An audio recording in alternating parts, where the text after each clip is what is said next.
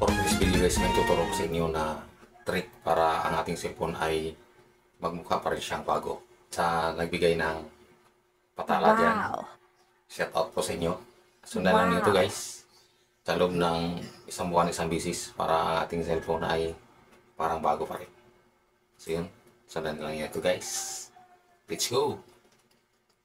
Setting ay nakita natin guys. So ngayon, i-click natin yan. Ayun. At pupunta tayo dito sa may baba.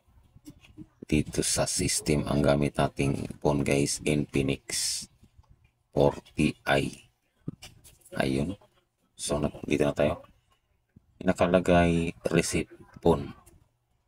So i-click natin yan. Ayun. Reset apps preference. Ayun. Ayun o. I-click natin yung erase apps. Yan. So, okay na yan guys. Gagawin natin, balik tayo ulit sa ating wall. Ayun. So, itry natin i-click natin itong Facebook guys. Ayun. I-allow natin guys. Tayo dito sa studio. Ayan.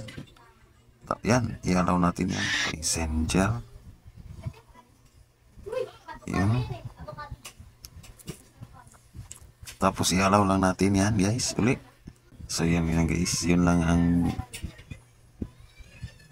binigay ko lang kayo ng mga sample sa mga pagkatapos natin i-reset yung mga apps.